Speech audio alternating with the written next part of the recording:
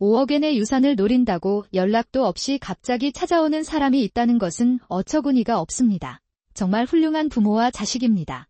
당신이 해외에서 나를 보살펴주는 것처럼 보이는 건 상관없어요.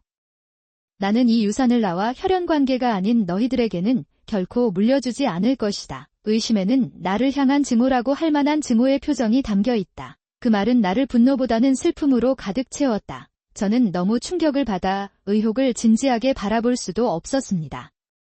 저는 오래전에 돌아가신 부모님을 모시려고 필사적으로 노력해왔습니다. 내 감정이 모두 짓밟히는 것 같았기 때문이다. 무슨 대답을 해야 할지 모르겠고 마음이 멍해져서 대답을 할 수 없습니다. 지금까지 보험이 적용되지 않는 화학요법 치료비로 월 최대 50만 엔을 지불했습니다. 이 피의자들의 비꼬는 말과 욕설을 참아왔던 모든 시간이 허비됐다는 생각이 들었습니다. 엄마와 아들과 저는 그 아이가 걱정되어 찾아와서 돌봐줍니다. 저는 테루입니다. 아무리 진심을 전해도 의심의 귀에는 닿지 않습니다. 내 돈을 훔치려는 게 농담이 아니군요. 지금까지 어머니의 병이 나아지도록 돕기 위해 내가 한 모든 일이 점점 더 많아졌습니다. 뭔가 의미 없는 느낌이네요. 아무 말도 할 필요가 없습니다. 별 생각 없이 큰 결정을 내렸어요. 저는 마츠오카 카오리, 54세입니다. 그녀는 남편, 아들 히로키와 함께 행복하게 살았습니다. 남편은 나와 히로키에게 매우 애정이 넘치고 항상 우리를 보살펴줍니다. 사람이었습니다. 남편과 마찬가지로 히로키도 가족 중심의 아들로서 자랑스럽다. 대학에 진학하기 위해 집을 떠난 히로키는 부모님의 부담을 덜기 위해 과외와 학원 수업을 듣는다. 그는 또한 시간제 교사로 일하고 있었습니다. 생활비는 내가 마련하겠다고 했고 최소한의 돈으로 4년을 보냈다. 나는 무슨 일이 있어도 누구에게나 도움이 되고 싶고 누군가를 도울 수 있습니다. 남편과 나는 항상 아들의 미래에 대해 함께 이야기하는 것이 일상이었습니다. 2년 전, 수십 년 동안 내 곁에 있었던 남편이 갑자기 세상을 떠났습니다. 갑자기 일어난 일입니다. 남편이 눈앞에서 사라졌다는 사실을 알게 됐다. 나는 이 아이들을 위해 우리의 창조물을 찾았습니다. 그녀는 남편이 눈앞에서 사라진 현실을 받아들이지 못하고 매일 울었다. 나는 그것을 하고 있었다. 남편 방에는 우리 가족이 웃고 있는 사진이 걸려 있다. 그 모습을 보고 눈물이 터졌습니다. 나를 지지해준 사람은 히로키였다. 바쁜 업무 중에도 종종 우리 집에 오셔서 이런저런 이야기를 나누곤 하셨습니다. 나를 데리고 산책을 나갔습니다. 반년이 지나서야 비로소 마음을 진정시키고 사진을 볼 수 있게 되었습니다. 남편이 세상을 떠난 후 한동안 교제하던 시어머니로부터 전화를 받았습니다. 그 무렵이었습니다. 친척들은 대대로 지주였던 것 같고 바부루키에게 많은 땅을 팔았습니다. 그는 그 돈을 투자에 사용했습니다. 시아버지는 늘 우리 자산 총액이 5억엔 정도 된다고 말씀하셨어요. 살아남기에 충분한 돈이 있습니다. 그러니까 내가 죽으면 히로시가 이 자산을 지켜줄게 술 마시면서 얘기했던 기억이 나네요. 시아버지께서 결혼 축하 때부터 저를 좋아하셨어요. 히로키는 태어나기 전부터 자주 나를 술자리에 초대했다. 우리 셋은 모여서 술을 마시곤 했어요. 남편에게는 외동동생이 하나 있는데 결혼해서 멀리 떨어져 살고 있어서 시아버지께서 별 관심을 두지 않으십니다. 항상 우리입니다. 너희 둘이 가까이 있어서 기쁘다. 히로키도 좋은 소년으로 성장했고 그의 미래가 기대된다. 언제나 웃는 얼굴로 이야기를 나누시던 시아버지가 유언에 따라 세상을 떠난 것은 5년 전이었습니다. 당장 진행하기에는 번거로울 것 같아 모든 절차를 남편에게 맡겼다. 남편이 일하느라 바빠도 시아버지는 살아계실 때부터 저에게 의지했다고 하셨어요. 그리고 모든 것을 받아들였습니다. 시아버지가 돌아가시고 얼마 지나지 않아 처남이 시댁에 찾아와 이혼을 원한다고 하더군요. 가족을 잃고 직장도 못 나가 자살을 하려던 처남이 원인이었던 것으로 보인다. 결국 시댁에서 시어머니와 함께 살게 되었습니다. 시어머니는 정신적으로 많이 지쳤다고 했으나 남편과 나는 가끔 시어머니 집을 방문했다. 그러나 그는 인사도 하지 않고 방에 틀어박혀 있었다. 그는 혼자서 배달원 일을 하고 있는 것 같지만 먹고 살 만큼의 돈을 벌지는 못한다. 그는 시어머니의 연금에 의존해 살아간다고 한다. 시어머니는 원래 조용하고 대중에게 많이 보여주지 않으셨어요. 시아버지와 남편의 장례식에서도 별다른 감정을 드러내지 않고 질문자들에게 응했다. 기분이 좋아요. 그 사람은 나에게 거친 말을 하거나 괴롭히는 일이 없었고 내 주변 사람들도 나에게 거친 말을 하거나 괴롭히는 일이 없었다. 친구들에게도 부러움을 샀다. 시어머니께서는 장안 3기 진단을 받으시고 남편이 돌아가신 후 병원에 입원하셨습니다. 잠시 후였습니다. 처음 병원에 입원했을 때 시어머니는 놀라셨지만 제가 문병하러 오면 계속 고개를 숙였습니다. 죄송합니다. 내가 암에 걸릴 거라고는 꿈에도 생각지 못했다. 내가 카오리 씨에게도 걱정을 끼쳤기 때문에 우울해졌습니다. 표정이 너무 우울해서 걱정이 되어서 자주 찾아오겠다고 약속했어요. 그 이후로도 여러 차례 병원을 방문했습니다. 시어머니의 긴 눈 수술이 성공적이었습니다. 그 후 즉시 눈 항생제 치료를 시작했습니다. 그때부터 시어머니는 내가 방문할 때마다 성격이 변하기 시작했다. 그런 느낌이었습니다. 스트레스 때문에인지 그는 더욱 거칠어지고 더 많은 지시를 내린다. 게다가 일이 뜻대로 되지 않으면 이기적인 요구를 하고 물건을 던지기까지 했습니다. 나만 그런 게 아니고 간호사들도 마찬가지다. 스트레스일 수도 있겠지만 나이를 고려하면 치매 검사를 한 번쯤은 받아보셔야 할 것 같습니다. 받아보시는 것도 좋을 것 같습니다. 나는 조언을 받았습니다. 하지만 남편이 죽은 뒤 시어머니와 사이가 멀어졌기 때문에 어떤 판단도 할 수 없습니다. 그래서 같이 사는 처남에게 상담을 했고 그 말을 간호사에게 했고 저는 그날 집으로 돌아갔습니다. 나는 집에 갔다. 나는 처남에게 연락하여 간호사가 내 미래 계획에 대해 말해준 내용을 그에게 말했습니다. 그게 아내의 의무죠. 라고 그녀는 말하면서도 누구 못지않게 무관심했다. 안구항생제 치료를 지속할 경우 치매로 진행될 수 있다. 가능합니다. 나는 당신 동생에게 그것에 대해 당신 어머니에게 얘기해도 되는지 물었지만 나는 그 사람을 돌볼 책임이 없기 때문에 상관없습니다. 어쨌든 지금부터 모든 일을 잘 처리하시기 바랍니다. 나는 바쁘다. 그때 전화가 끊겼어요.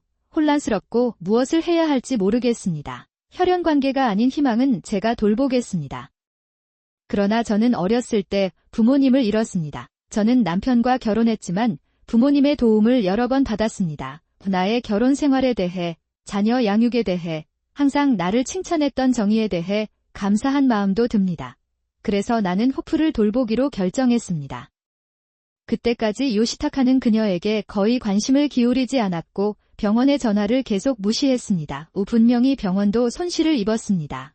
매일 세탁물을 찾으러 가고 일상에서 사용할 작은 물건들을 사러 갑니다. 그게 내 의도였지만 호프의 요구는 급속도로 커졌다. 오늘은 당신에게 할 말이 있습니다. 갑자기 이런 말을 하더군요. 나를 자기 베개 옆에 세워놓고 여기에서 7시간만 머물라고 하더군요. 계속하거나 발이 추워서 두꺼운 양말을 샀어요. 이렇지 않아요. 돌려줘. 구겨진 양말이 얼굴에 던져지기도 했습니다. 고통스러운 안약 치료와 낯선 병원 생활을 참을 수밖에 없었습니다. 그런데 내가 없어지자 한 달에 한 번만 나타나던 하이크가 엄마, 좀 초췌한 것 같지 않아요? 그 아내가 엄마에게 스트레스를 주는 일을 해서 이런 일이 일어났어요. 그렇습니까? 넌 매일 괴롭힘을 당하고 나를 싫어하니까 아내가 사온 빵은 먹고 싶지 않아요. 커튼 뒤에서 그들이 나를 욕하는 소리가 들렸고 나는 조용히 눈물을 흘렸습니다. 때때로 병원에 입원해 영양관리를 받고 있는 호프에게 만주를 데려오는 이유는 무엇입니까?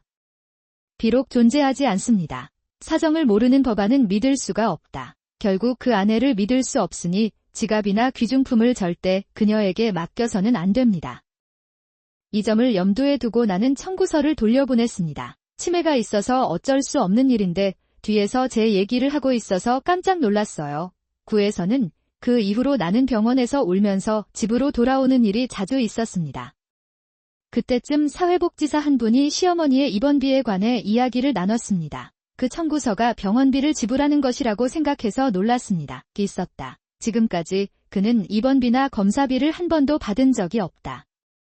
나는 서둘러 접수처에서 들은 금액을 지불하고 고개를 몇 번이나 숙였다. 시어머니 말씀으로는 연금이 이체될 통장을 저에게 주셨는데 찾을 수 없다고 하더군요. 청구서를 지불할 수 있다고 들었으나 연금은 모두 생활비로 들어가고 비용도 제가 다 냅니다. 있습니다.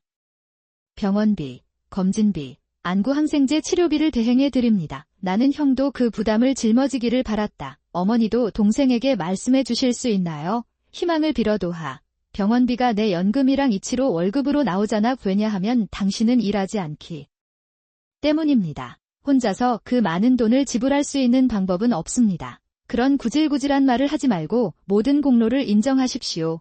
나는 청구서를 지불하기 위해 열심히 일하는 이치로에게 미안함을 느끼지 않습니다. 그런 점에서 나는 완고하게 인정하기를 거부한다.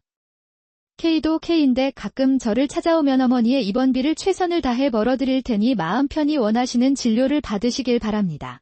그렇게 해도 괜찮습니다. 그는 자신있게 말한다. 희망은 자랑스럽게 법안을 바라보았고, 봐봐, 카오리 씨는 결국 거짓말쟁이야. 이렇게 열심히 일하는 이치로를 무시하는 건 정말 잘한 일이다. 자네, 그렇게 말하면 너희 둘이 나를 쓰러뜨릴 수 있을 것이다. 도대체 왜 나를 이렇게 만들려고 시간과 돈을 낭비하는 걸까요? 또는 병원에 올 때마다 자신이 무가치하다는 느낌을 받았습니다. 이런 나를 볼 수 없어 아들 히로키가 약혼자와 함께 우리 집에 찾아왔다. 처음 만난 약혼자의 이름은 로펌에서 사무원으로 일하는 사토미였다. 있다고 하네요. 히로키는 매우 아름답고 지적인 여성이었고 나는 그녀의 행복한 표정을 보고 정말 안도했습니다. 그는 히로키가 사토미와 함께 행복한 가정을 꾸릴 것이라고 확신했다. 그런데 어머니, 할머니의 입원은 괜찮으세요? 엄마는 갑자기 야위어가고 몸도 안 좋아지는 것 같고 삼촌도 살아남지 못하는 것 같아요. 나병으로는 수입이 없잖아요. 그 질문을 받았을 때 저는 눈물을 흘리며 지금까지 있었던 일을 이야기하지 않을 수 없었습니다. 두 사람은 조용히 듣고 형님, 나한테 직접 얘기해볼래?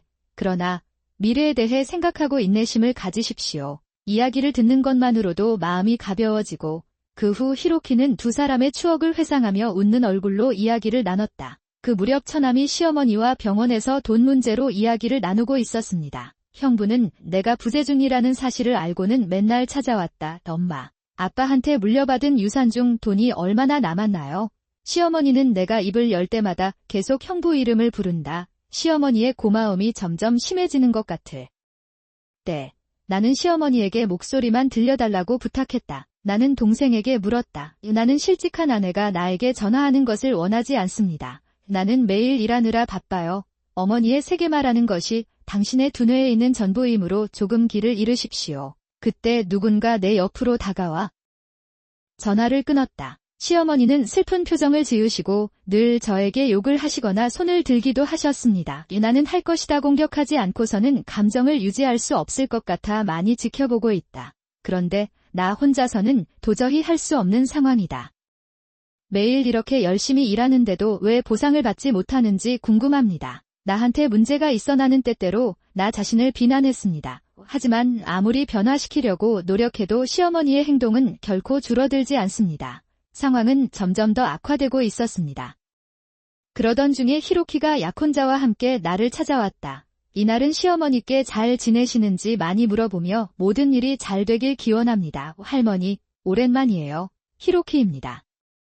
무엇보다 생각보다 잘하고 있는 것 같아요. 안녕하세요. 만나서 반가워요. 내 약혼자의 이름은 야마구치 사토미입니다. 히로키상이 나에게 할머니에 대해 물었다. 만나서 반가워요. 두 사람은 시어머니에게 웃으며 인사했다. 시어머니는 우리 둘을 멍하니 쳐다볼 뿐이었다. 나는 아무 말도 할 수 없습니다. 그리고 잠시 후 내가 한 말은 그래뿐이었다. 그 사람이 나를 찾아왔음에도 불구하고 우리는 그 이후로 많은 이야기를 나누지 않았습니다. 이것저것 하라고 알려주는 희망의 상황은 한동안 계속됐고 두 사람은 정신을 차릴 수 없게 됐다. 그럼 할머니, 저 또 올 테니 잘 지내시길 바라며 집에 갔습니다. 치매의 증상인지 아니면 단지 기분이 좋지 않은 것인지는 모르겠습니다. 하지만 그들의 표정으로 보아 행복한 커플을 향한 질투심 같은 것이 담겨 있었다. 나는 그렇게 생각했다. 우리 둘이 돌아온 뒤에 시어머니는 나에게 화를 터뜨리는 것 같았다. 당신과 이 아들, 그 아이는 아버지의 유산을 이어받아 단 한 번도 싸운 적이 없습니다. 이해했나요? 나는 물었다. 갑자기 하는 말에 깜짝 놀랐다. 그리고 이치로만이 5억엔의 유산을 받게 된다. 당신과 당신의 아들은 결국 낯선 사람입니다. 보세요. 너희들은 늘 가깝게 지냈는데 이제는 나에게 다가와주는 게 자산이다.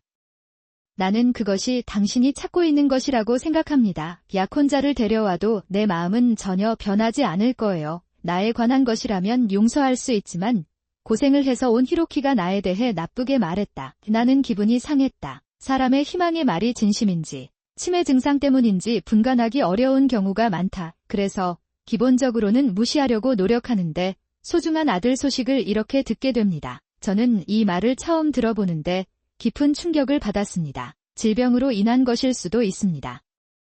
이것은 그가 실제로 의미하는 바일 수 없습니다. 나는 내 감정을 억누르려고 노력하지만 나 자신을 용서할 수 없는 것 같습니다. 점점 더 커지고 있습니다. 평소에는 겉으로 드러내지 않는 편인데 오늘은 기분이 좋아지네요. 아니요. 아무 말도 할 수 없고 갈등을 느낍니다. 시어머니는 이것을 보고라 정말 멍청이구나라고 하더군요. 결국 돈만 구하고 필사적으로 저를 보살펴주려고 한 것뿐이었죠. 항소가 이루어진 것이었습니다. 아들을 그렇게 부르다니 정말 멋지네요. 약혼자에게 전화도 할 수 있어요. 내가 배운 것 당신은 돈을 위해서라면 무엇이든 할 부모와 자녀입니까?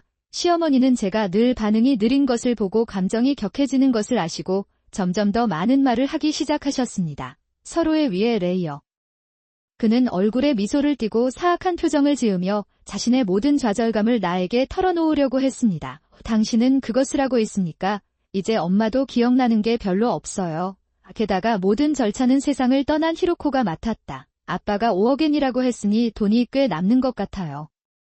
내 처남은 자신이 물려받은 유산을 모두 써버렸습니다. 그는 그 돈으로 사업을 시작했지만 빚을 지고 파산한 적이 여러 번 있었습니다. 내 처남은 그는 받은 유산으로 빚을 갚았지만 별 감흥 없이 새로운 사업을 시작했다. 현재 저는 또다시 빚을 지게 되었습니다. 게다가 그는 검은 돈으로 빚을 지고 있었고 이미 손실을 입은 상태였다. 만약 시아버지가 정말로 5억엔의 유산을 분배했다면 남편도 큰 유산을 받게 될 것입니다. 있어야 하지만 그녀의 고인이 된 남편은 큰 유산을 남기지 않았습니다. 5억엔의 유산에 대해 히로키와 이야기를 나눴는데 히로키도 그의 자산은 분명 5억엔 정도였는데 투자 실패로 대부분이 녹아내려 사망했습니다. 나는 아버지로부터 이런 일이 일어났다는 소식을 들었습니다. 그래서 우리 할머니, 삼촌이 무슨 오해를 갖고 있는 건 아닐까? 라고 했죠. 그랬다. 일주일 후 히로키로부터 다시 통화하고 싶다는 전화를 받았습니다. 엄마,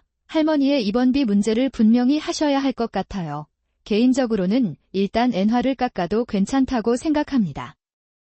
삼촌은 나를 돌봐주지도 않고 돈을 주지도 않는데도 어머니를 탓한다. 아들로서 그런 말을 하는 걸 참을 수가 없어요. 히로키 씨의 친절한 말을 듣고 전화로 눈물을 펑펑 흘렸습니다. 고마워요. 히로키, 그러나 어머니는 이 시점에서 모든 지원을 중단하셨습니다. 그렇게 되면 할머니의 치료도 중단되고 치매에 걸린 할머니를 모실 수도 없게 됩니다. 나를 데려갈 곳이 없어요.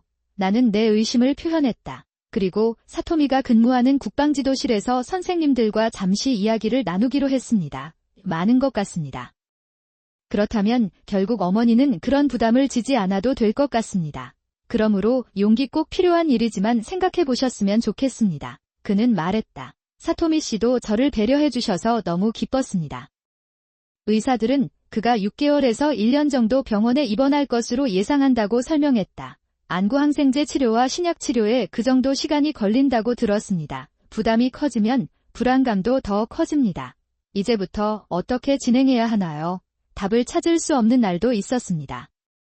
걱정이 되면서도 그는 매일매일 시어머니의 병실에서 계속 진료를 받고 있다. 시어머니 증상은 날마다 컨디션이 안 좋은 편이었는데 병실에 들어오자마자 웃으며 반갑게 맞아주셨다. 기분 좋게 감사 인사를 하면 티슈 상자가 날아가는 날도 있다. 기분이 우울해지는 날도 있었습니다. 매일매일 출구가 보이지 않는 터널 속을 헤매는 듯한 기분이 듭니다. 에 빠지다쳐 남은 얼굴을 거의 드러내지 않고 시어머니도 그 때문에 스트레스를 받으신다. 그는 그것에 대해 생각하고 있는 것 같습니다. 이치로는 언제 오나요? 그 사람은 나 없이는 밥도 못 짓고 빨래도 못 할 거예요. 나도 할 수 없습니다. 그 사람이 조라는 이유만으로 어렸을 때 나는 그 사람을 별로 도와줄 수가 없었어요. 나는 많은 일을 해야 한다. 그럼 이치로는 언제 오나요? 오다, 아니, 오늘 히로키는 진심으로 어머니를 걱정해서 나를 찾아왔다. 그게 문제입니다. 그 아이는 아버지의 유산이 없어도 열심히 일해서 넉넉한 수입을 벌었습니다. 마스 사토미도 마찬가지다. 나는 정말로 그것을 당신에게 말하고 싶습니다. 그리고 나는 보통 잘 이해가 안 되지만 감정을 표현하려고 노력해요. 그래서 이 불쌍하고 아픈 노인을 조롱하러 왔나요? 아니요. 무섭습니다. 누군가 나를 도와주세요. 모든 돈이 가져갔습니다. 내 아내와 손자가 그것을 빨아들일 것입니다. 히로시의 유산은 원래 아버지의 것이 아닌가? 그럼 너희들은 왜 물려받았느냐? 나랑 이치로한테 줘야지. 희망은 큰 소리로 비명을 지르며 폭발했다. 같은 병실에 있던 환자가 간호사를 부르자 간호사가 달려왔다. 문제없이 받았어요. 그런 희망을 보다가 눈에 대한 항생제 치료보다는 치매 증상이 더 걱정이 되었습니다. 호프의 치매가 진행되는 것 같습니다. 이제부터 어떻게 해야 하나요? 그렇습니까? 나의 희망은 언제나 그렇듯 현장으로 달려온 간호사에게 있다. 글쎄요. 제 아내가 제 돈을 훔치려고 해요. 남편이 남긴 중요한 유산 그러나 손자와 공모하여 간호사님이 전체적인 상황을 이해해 주시고 잘 달래주셔서 좋았습니다. 드디어 정신을 차린 것 같습니다. 다른 사항이 있으면 간호사에게 전화하십시오. 허락해 주세요. 나는 말하고 집에 갔다. 여기에 더 머물면 호프가 또 신나서 떠들썩해질 것 같아서 짐을 꼭 붙잡았습니다. 글쎄요. 저는 병실을 나가려고 했어요. 그러다가 나를 환한 눈빛으로 바라보던 기계와 눈이 마주쳤다. 도대체 무슨 일이 일어나고 있는 걸까요? 나는 그에게 전체 이야기를 들려달라고 요청했습니다. 엄마가 하는 말이 그게 사실인가요?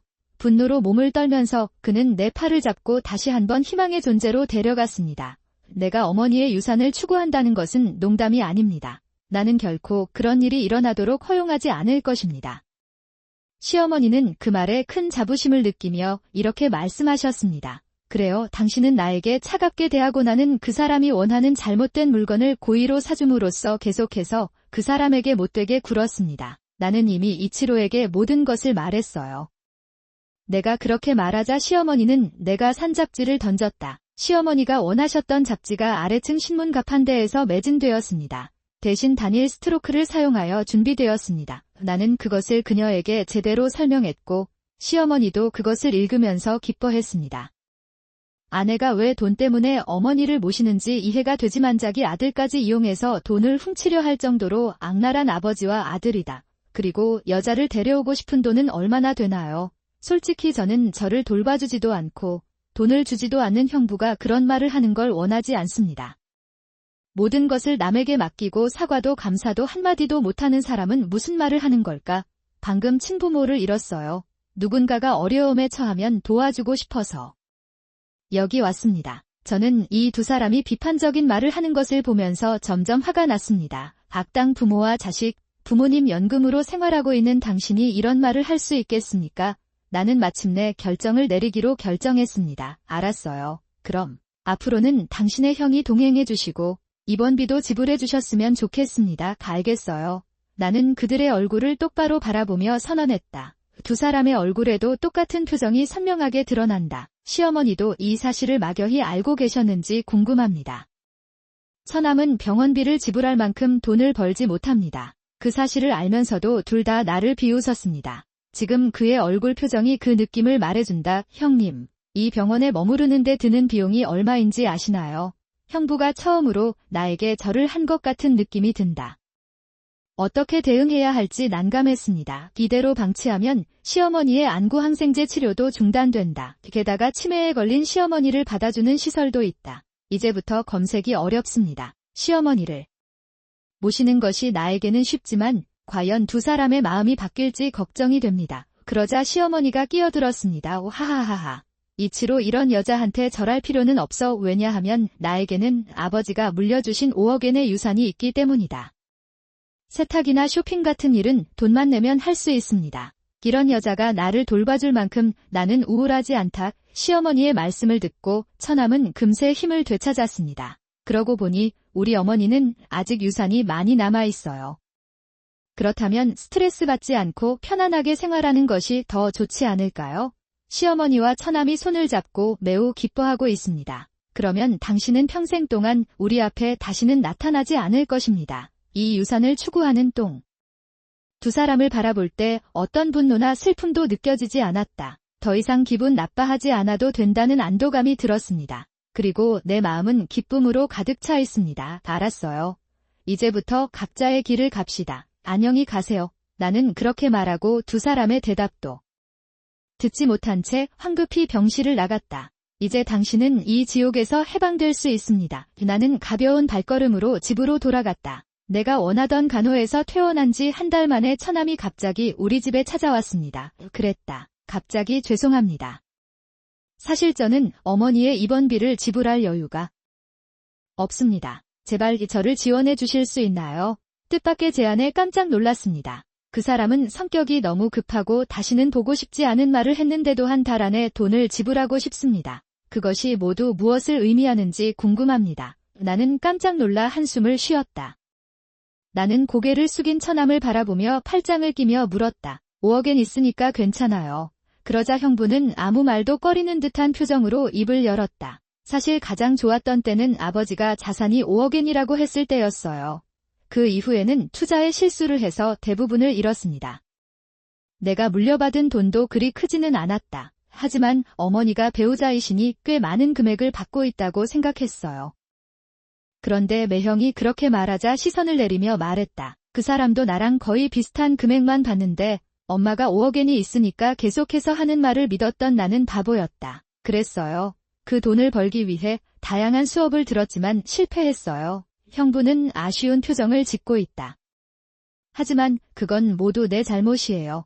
마치 시어머니가 잘못한 것처럼 나에게 말하는 방식이 역겨웠다. 유산은 없어졌고 돈도 거의 벌지 못합니다. 내 자신의 생활이 좋지 않은데도 어머니의 입원비도 감당하지 못하고 있습니다. 그럴 것 같지는 않은데 빚은 하나도 없어요. 형부에게 물어보니 설명하기 어려운 것 같았다. 글쎄요. 빚과 병가수당이 1000만엔 정도 있어요.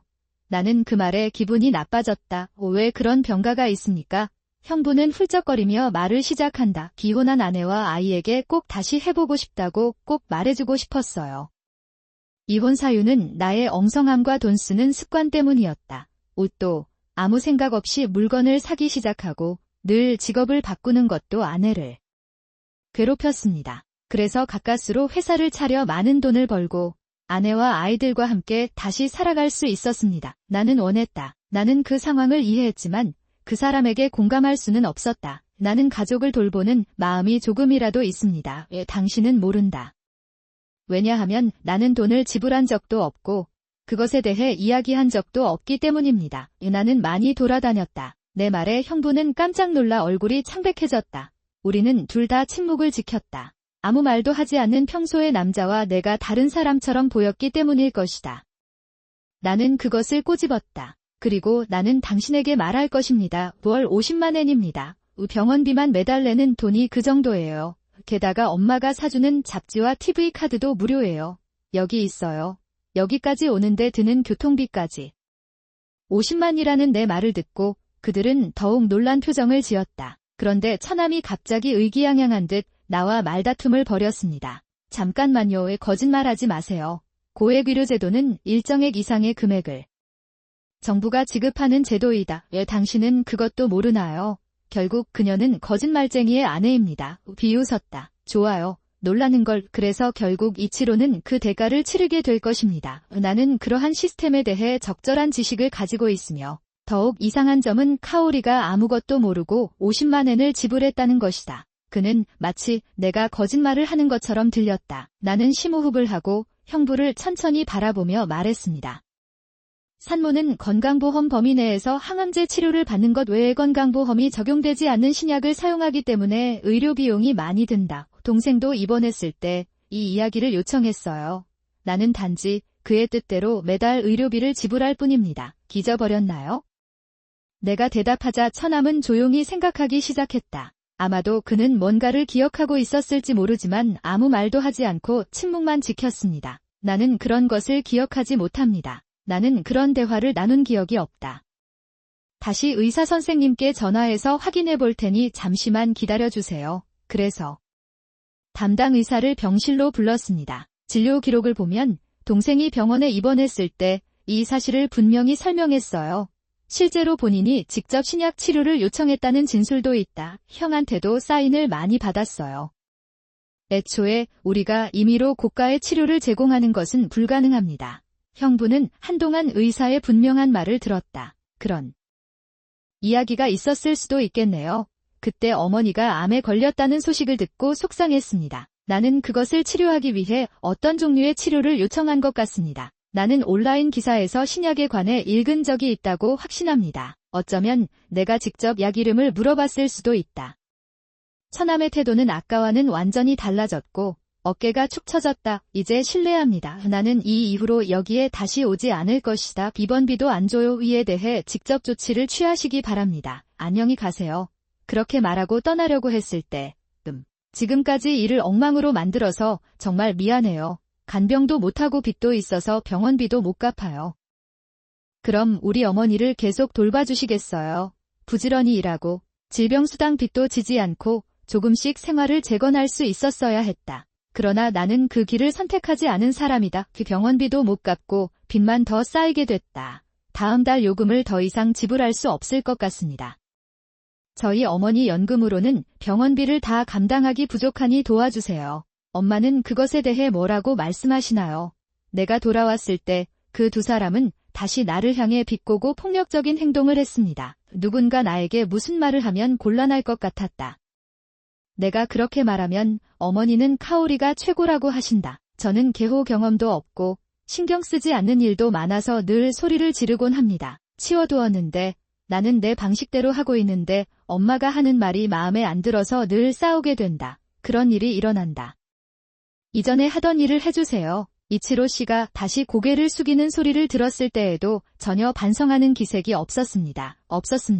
왠지 또 내 돈과 노력을 공짜로 쓰고 싶어하는 것 같은 느낌이 든다. 그 어머니는 안타깝지만 더 이상 이 가족과 아무 관계도 맺고 싶어하지 않을 것이라고 확신합니다. 다른 선택의 여지가 없습니다. 나는 이치로에게 말했다. 나는 이미 낯선 사람입니다. 너희들이 나에게 상처를 주고 나는 많은 돈과 시간을 낭비한 것 같다. 기본비를 돌려받았으면 좋겠습니다. 하지만 이건 스터디비라고 생각해서 드리도록 하겠습니다. 그러나 나는 그보다 더 이상 관여할 수 없습니다. 이렇게 명확하게 말하면 사람들이 이해해주기를 바랐습니다. 위험은 쉽게 끝날 줄 알았는데 처남이 올려다보니 화를 냈다. 드러내다. 이렇게 오랫동안 고개를 숙이고 있는데 왜 돌아오지 않는 걸까요? 애초에 왜 아버지의 유산을 물려받으려고 합니까? 히로시가 물려받은 돈은 원래 아버지의 돈이니까 엄마와 내가 받아야 한다. 아마 다른 사람 얘기라면 돈을 돌려주세요. 나는 이 놀라운 말에 내 귀를 믿을 수 없었다. 남편이 시아버지로부터 물려받은 유산은 정말 적었습니다. 내가 물려받은 남편의 유산의 대부분은 그가 구하기 위해 열심히 노력한 것이었습니다. 내 처남이 나한테 그런 말을 할 리가 없어. 남편이 아버지로부터 물려받은 유산은 모두 어머니의 입원비로 사용됐다. 나는 그것을 잘라냈다. 증거도 제시할 수 있어요. 그리고 제가 직장을 그만두고도 살아갈 수 있는 이유는 남편이 일을 하며 돈을 모아왔기 때문입니다. 나에겐 돈이 있으니까요. 그리고 제가 물려받은 금액과 시어머니의 입원비가 적힌 서류를 처남에게 보여줬습니다. 내 처남은 그 문서를 보고 충격을 받았습니다. 아버지의 유산에는 단 한 번의 전투도 남아있지 않다고 생각하며 어깨를 으쓱했습니다. 나는 더 이상 어머니의 병원비로 쓸 돈이 없습니다. 당신은 내가 낯선 사람이라고 말했습니다. 그렇기 때문에 나는 어머니를 돌볼 필요가 없습니다. 더 이상 관여하고 싶지도 않아요. 집에 가세요. 내가 매형에게 명확하고 엄하게 말하자 매형은 나에게 떠나라고 재촉했습니다. 시어머니가 걱정됐지만 더 이상 할 수 있는 게 없었습니다. 나는 더 이상 시어머니를 돕고 싶지 않습니다. 내 마음이 지쳐도 말입니다. 나는 할 수 없었다. 어쩌면 시어머니가 나를 싫어할 수도 있습니다. 한동안 나는 죄책감에 시달린 나날을 보냈다. 하지만 내가 히로키에게 그 이야기를 했을 때 고마워요. 엄마, 삼촌이 내 말을 제대로 이해해줘서 다행이었다. 하지만 혹시 다시 저희 집에 오시면 꼭 연락주세요. 할머니에 대해 죄책감을 느끼지 않아도 괜찮습니다. 우리 엄마는 그녀를 돌보기 위해 많은 시간과 돈을 투자하셨습니다. 그는 나에게 친절한 말을 해주었다. 그 다음 한 달 동안은 아무 일 없이 평온한 생활을 할 수 있었습니다. 그런데 형부가 다시 나타난다. 형, 이제 어떡해요? 완전히 잊고 있던 처남의 얼굴을 보고 조금 역겨웠습니다. 예전보다 안색이 좋아졌고 자신감도 넘쳤다. 게다가 그녀는 모르는 남자를 데리고 왔다. 왠지 모르게 안 좋은 예감이 들었다. 곤란한 일이 일어날 것 같은 느낌이 듭니다. 내 걱정에도 불구하고 형부는 나에게 말을 걸기 시작했습니다. 오늘은 제가 아는 변호사를 모셨습니다. 이제 모든 것이 명확해졌으니 이것만 살펴보세요. 지난번과 달리 처남은 으스대는 태도를 가지고 있습니다. 처남, 그 사람이 아직도 나한테 달라붙어 있는 건 아닐까?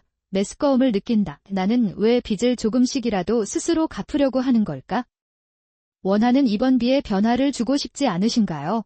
형님이 나에게 종이 한 장을 건넸다. 나는 그것을 받아들이고 싶지 않았지만 그의 얼굴에 나타난 승리의 미소에 흥미를 느꼈다. 그 종이는 제안 편지로 작성되었으며 나의 서명과 지불이 있었습니다. 이게 뭔가요? 나는 그러한 제한 사항에 서명한 기억이 없어서 처남에게 물었습니다. 그렇다면 왜 잊어버린 걸까요? 직접 서명하고 돈을 지불했다는 것도 이상합니다. 형부는 내 표정을 일부러 쳐다본다. 몇 번을 읽어도 여전히 기억이 나지 않습니다. 내가 원하는 입원비를 평생 동안 계속해서 지불할 계획이다. 갑작스러운 상황에 손이 떨렸고 그 사실을 받아들일 수 없었습니다. 너무 더웠어요. 나는 그런 문서에 서명한 기억이 없습니다. 이게 진짜인가요? 내가? 필사적으로 묻자 처남은 당연하죠. 선생님, 이거 진짜 문서죠? 라고 대답했다. 처남이 물으니 변호사라고 주장하는 남자가 말했다. 이것은 승진 증명서이자 공식 제한 편지입니다. 물론 법적 전술도 있으므로 본계약서의 약속을 어길 경우 처벌을 받게 됩니다. 마스 변호사의 말을 듣고 저는 깜짝 놀랐습니다. 이 나이에도 처벌을 받나요? 히로키에게 문제를 일으킬 수도 있습니다. 생각할수록 이마에는 식은땀이 흐르기 시작한다. 그러던 중 처남 뒤에서 갑자기 히로키가 나타났다. 엄마, 무슨 일이에요? 얼굴이 창백하지 않나요? 그러다 매형이 히로키의 얼굴을 보자마자 어머니의 유산을 요구하러 온 히로키 군이군요. 그렇게 많은 돈이 필요한가요? 살기 힘든가요? 선반에 몸을 올려놓은 후 처남은 히로키에게 싱긋 웃으며 다가간다. 그러나 히로키는 처남을 전혀 바라보지 않고 오히려 나를 다정하게 바라보았다. 있습니다. 처남이 전혀 낯선 사람 취급을 받아서 화를 냈던 걸까요? 이봐요. 상사를 무시하지 마세요.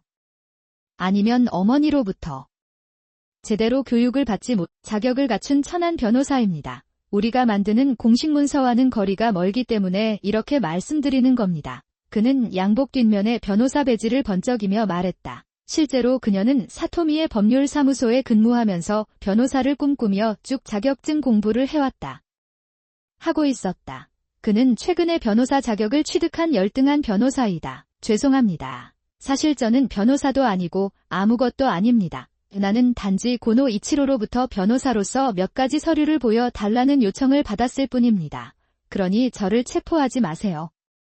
그 말을 끝으로 남자는 고개를 숙이고 걸어갔다. 사토미는 혼자 남겨졌고 더 이상 참을 수가 없고 어떻게 할 수가 없어서 이런 범죄를 저지릅니다. 내가 해냈어. 엄마의 입원비도 처리해야 하고 검은 돈 모으기도 힘들어서 매일 걱정이 된다. 그랬어요. 눈물을 흘리며 사토미는 말을 시작했다. 사토미와 나는 조용히 귀를 기울였다. 대장암 환자들이 항암제와 신약의 병용으로 호전되는 모습을 보이고 있다. 부작용으로 치매가 상당히 진행되었습니다. 현재는 낮음에서 중간 정도라고 합니다. 저와의 관계는 오랫동안 안 좋았고 만나면 티격태격하게 됩니다. 나는 더 이상 당신을 돌볼 수 없습니다. 상황은 생각보다 심각했다. 히로키 군의 약혼자가 변호사였다는 사실은 전혀 몰랐어요. 그랬다. 정말 죄송해요. 그렇게 말하고 고개를 숙인 사토미는 열심히 일해서 빚을 갚을 생각이다. 나는 그러겠다고 약속했다. 사토미가 돌아온 후 엄마, 괜찮으시다면 앞으로 시할머니의 공공지원과 시설에 대해 여쭤보고 싶습니다. 내가 당신을 도울 수 있을 것 같아요. 궁금한 점이 있으면 알려주시기 바랍니다. 사토미상은 상냥한 미소로 그렇게 말했다. 그 후 사토미는 시어머니에 대한 조언과 함께 요시타카에게도 도움의 손길을 뻗어있다. 요시타카 씨는 빚 정리 방법과 방향을 가르쳐주며 상환 계획을 세울 수 있도록 도와드립니다. 그들은 대출금을 긍정적으로 상환하기 위해 열심히 일했습니다. 덕분에 요시타카는 마침내 진심으로 회개하고 빚을 조금씩 줄여나가기 위해 노력했다. 있습니다. 나는 마음이 조금 바뀌어서 지금은 가끔씩 시어머니를 방문하고 있습니다. 요시타카가 앞으로 걷기 시작한 이후로 시어머니를 돌볼 수 없을 때도 있습니다. 그것은 치매가 진행되어 기억력이 저하된 시어머니가 가끔씩 저를 돌봐주십니다. 받았을 때의 기억이 다시 떠오를 수도 있습니다. 치매가 진행되더라도 저를 향한 신뢰와 감사의 마음은 제 진짜 심리 속에 남아있는 것 같아요. 나는 항상 복잡한 감정을 가지고 있습니다. 내가 어머니를 불쌍히 여기며 보살펴주던 기억은 그 어떤 기억보다도 시어머니의 마음속에 강하게 남아있었다. 마치 그 사람인 것 같았어요. 저와 결혼한 히로키와 사토미는 저와 함께 살고 싶어 했고 지금은 함께 행복하게 살고 있습니다. 매일 일로 바쁜 사토미를 대신해 집안일을 해준다. 고통스러운 일이 아니라 오히려 도와준 두 분에게 보답하는 길이라고 생각했어요. 나는 정신적으로 성실합니다. 나는 새로운 일을 시작하고 미래를 향해 걷기 시작했습니다.